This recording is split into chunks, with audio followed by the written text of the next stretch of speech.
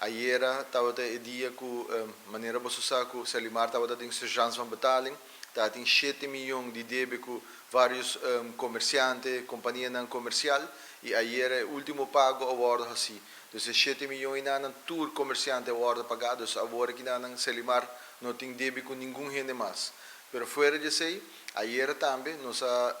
assim pago na trabalhadora, tanto na periódico, na bevordering e também overtime, que o Selimar tem débito com o trabalhador, ayer é aqui também a hora pagar, e a hora que não te quer que esse também dá uma perspectiva de trabalhador na direção que a companhia também tem trabalho ainda começar a tomar lugar, pero nós damos trabalhador na perspectiva que o teu projeto não vai tomar lugar durante 2024 e que nós quer também para Selimar durante o processamento de desperdício, gerência conjuntamente com o RATA trabalhando aqui e me quer que esse também dá uma tranquilidade na trabalhador e dá uma perspectiva que a companhia aqui também siga evolve para que não é também porta competitivo de parte de processamento de desperdício e me serviço que de total de 167 trabalhadores 5 trabalhadores que estão amtenar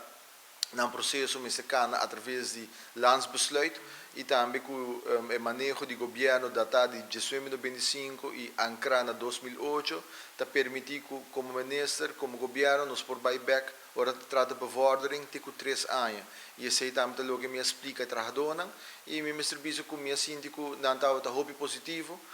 de danki na nang kunado na nosso espaço também para ter aí aqui nós por fazer correção traha para que não cumpre com não, pero também zorg para a companhia de ter ruta positiva. Me serviço que a lei de Selimar acaba está prescrever vários com Selimar me se diz que trabalhador e tem total de 35 ambtenaar ainda na Selimar e me te quer que esse é o único suggerimento que a companhia nunca vira